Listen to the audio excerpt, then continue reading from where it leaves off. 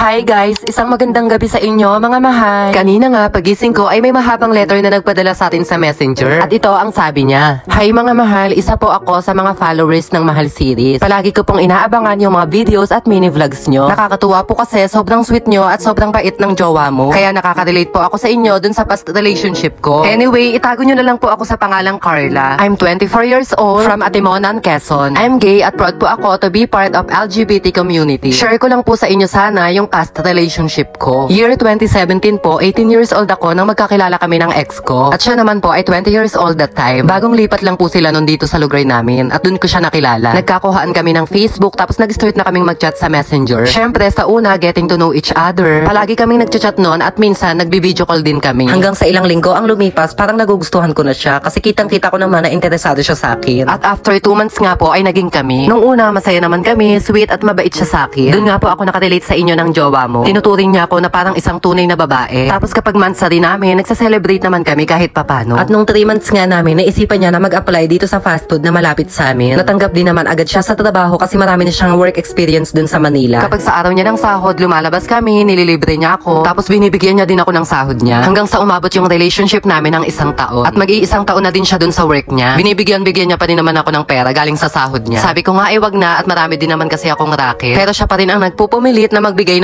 sa akin. Mahal ko siya at alam ko namang mahal niya din ako at nararamdaman ko yun. One time, nagkaroon po ako ng racket sa Mindoro. Isa nga po pala akong makeup artist, mga mahal. At dahil malayo nga po yung Mindoro dito sa amin, kinakailangan kong mag-stay doon ng 3 to 4 days. Kasi wedding po yung event na kumontak sa akin. Ako po yung kinuha nilang makeup artist. Ginrab ko po yung opportunity na yon kasi malaki po yung offer nila sa akin. 3 days before ako bumiyahe ay nagpaalam ako sa jowa ko. Nung una, gusto niya akong samahan doon sa racket ko kasi nga malayo yun sa amin. Hindi ako pumayag kasi nga ayokong umabsent siya sa trabaho at ilang days akong mag-i-stay doon. Naintindihan niya naman po yon at pumayag din siya. One day, before ako umalis, nagkita kami. Niyaya niya akong kumain sa labas at may sasabihin daw siya sa akin. Magkatapat kami habang kumakain. Binuhat niya yung upuan niya at tumabi sa akin. Sabi niya, nagpaalam daw siya sa manager niya na magli-live vacation daw siya for 5 days. Hindi dahil sasamahan niya ako sa Mindoro, kundi dahil kailangan niya daw lumawas pabalik ng Maynila. At sa puntong yon, may pinagtapat siya sa akin. Ang sabi niya sa akin, may asawa at anak daw siya. Parang gumuho yung mundo ko noon, mga mahal. Bakit tinago niya sa akin sa loob ng mahigit 1 taon? Kung kailan mahal na mahal ko na siya, doon niya lang sinabi. Hindi na ako nakapagsalita at tumulo na lang bigla yung mga luha ko. Iyak ako ng iyak noon, mga mahal. Maraming nagsasabi na maswerte daw ako sa jowa ko. Pero ang hindi ko alam sa sarili ko na isa pala akong kabit. Hindi ko alam kung ano yung magiging reaksyon at emosyon ko that time. Kasi naging mabuting jowa naman ako sa kanya at naging mabuting jowa din naman siya para sa akin. Hindi ko lang alam kung ano ang rason niya at kung ano ang intensyon niya sa akin kung bakit tinago niya sa akin yun. Hindi naman na daw niya mahal yung asawa niya. At sa alang-alang ng anak nila, kailangan niyang pananagutan ang pagiging tatay. Bukod pa doon, mga pulis din yung angkan ng asawa niya. Kaya natatakot din siya na hiwalayan ito. At kaya lang daw siya sumama dito sa pamilya niya sa Quezon para mapalayo sa asawa niya. Pero mahal naman daw niya yung anak niya. At kinakailangan niya daw lumuwas ng Maynila kasi hinahanap siya ng pamilya ng asawa niya. Hindi ko alam kung anong magiging desisyon ko at kung anong sasabihin ko sa kanya. Kasi naisip ko na mas malala pala yung sitwasyon niya kumpara sa nangyari sa akin. Sa tingin niyo po ba, mga mahal? Ano kayang naging intensyon niya o motibo niya kung bakit niya ako ginawa? Kasi hanggang ngayon, isa pa ring malaking tanong to para sa akin. Ilang taon na yung lumipas at iniisip ko pa din siya. Simula nga ng pagluwas niya nun sa Maynila, hindi na siya bumalik. At wala na din dito yung family niya. At wala na din akong balita sa kanya. Hindi naman ako nagalit sa kanya o nagkaroon ng anumang tampo.